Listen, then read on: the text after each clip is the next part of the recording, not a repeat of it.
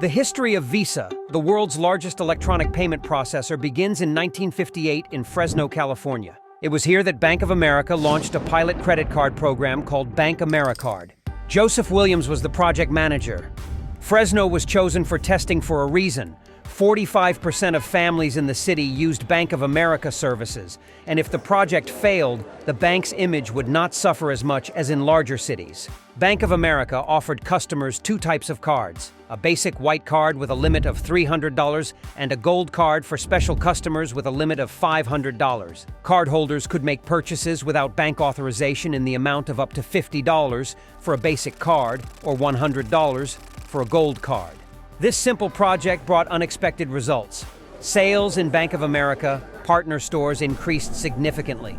Merchants no longer had to issue their own credit cards for regular customers. As a result, stores only had to pay the bank a transaction fee of 6% of turnover. In addition, they rented a device from the bank to imprint the card on payment documents for $25 per year. In 2 months, June, August 1958, BankAmericard attracted 719 retail outlets in Fresno to cooperate. However, the name BankAmericard was not suitable for further development of the system for a number of reasons. The name was not popular on the east coast of the United States, in Canada, Great Britain, and Mexico. The reputation of the United States in the world after the Vietnam War was unstable. The pilot project, although successful, also had its drawbacks. The early payment systems were chaotic, and by and large, no one knew how exactly they were supposed to work. Almost anyone could get a card, sometimes even children received their own bank cards. Fraud was quite common, and American banks were rapidly losing such sums that, according to experts, they were close to collapse. That's when Jack Horn, a legendary figure who was then a modest assistant to the vice president of a small bank, appeared. His unexpected ideas were not perceived as real by everyone, but they led to the success of the payment system that is now used by the whole world. In 1970, National Bank of America was incorporated in Delaware and became National BankAmericard, Inc. Headed by Jack Horn, the founder, strategic inspirer, and managing director. Horn believed that the system should be open to all participants, and that decisions should be made collectively rather than by the top brass. It was he who took on the responsibility of finding a more suitable name that would meet the following criteria: short, easy to process graphically, memorable, and sounding the same in all languages. In the end, the word Visa was chosen, and this is where the most interesting part of the story began.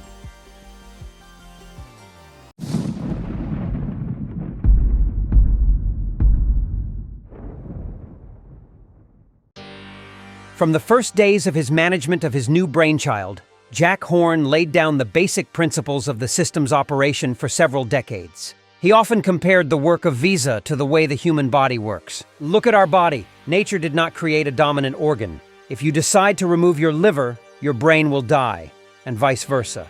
The liver will also not survive long after the death of the brain, he said.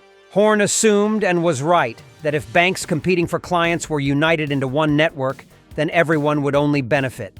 Therefore, all significant decisions in Visa were and are made to this day exclusively by all participants in the network, and not the head of the company, under his leadership, issued the first-of-its-kind debit card in 1975. At the same time, there was a rapid increase in the number of companies associated with national payment systems, National BankAmericard, Inc., and Interbank Card Association. This forced American banks that issued independent cards to join one of the two systems. By 1978, 52 million Americans became owners of at least 2 bank cards. In 1979, the first Visa travelers' checks were issued in 3 currencies: US dollars, pound sterling, and Canadian dollars. During this period, the first officially registered logo appeared, which was a combination of blue and gold colors. The flag of the Visa Charter Project, which Horn worked on for a long time, inspired the banks that joined to innovate and even compete with Visa itself. The members of the system were free to create a market and prices to service their own products under the Visa brand.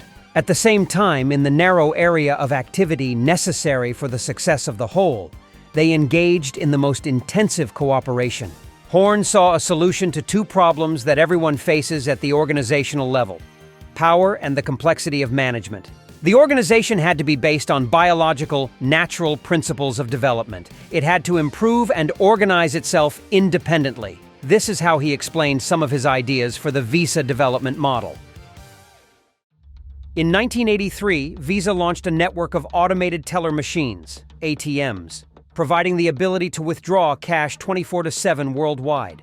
A year later, in May 1984, 55-year-old Jack Horn suddenly left the company and disappeared without a trace. He later explained his decision in a speech at the Business Hall of Fame award ceremony. Years later, he said, "I was very afraid of and tried to control the 4 negative emotions that could inevitably destroy me: envy, greed, ambition, and anger.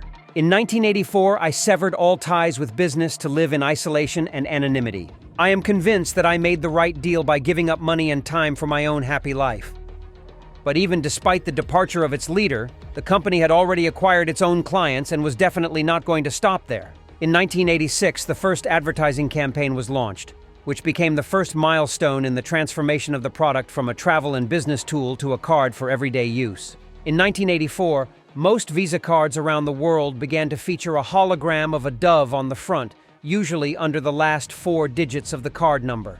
This was implemented as a security measure. Real holograms appeared 3-dimensional. The image changed when the card was turned.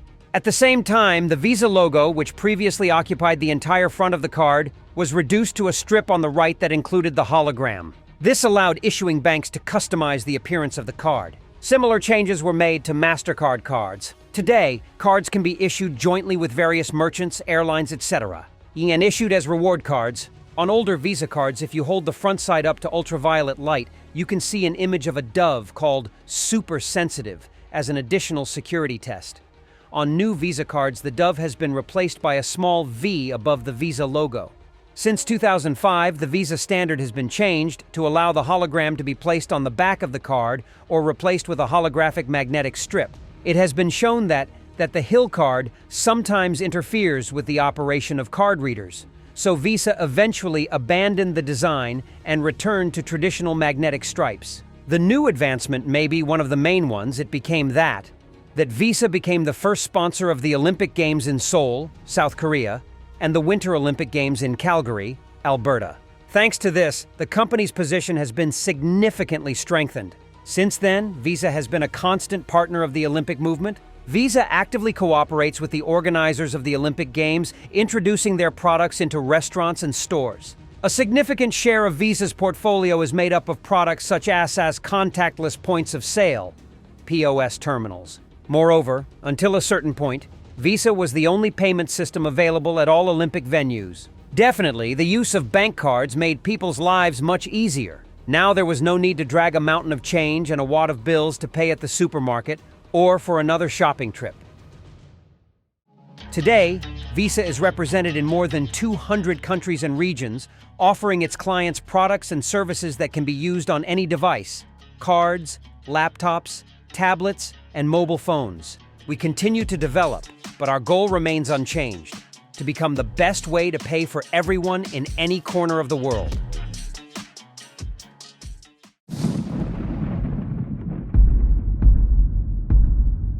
Friends, this is probably all for today. Write your opinion about this amazing story in the comments.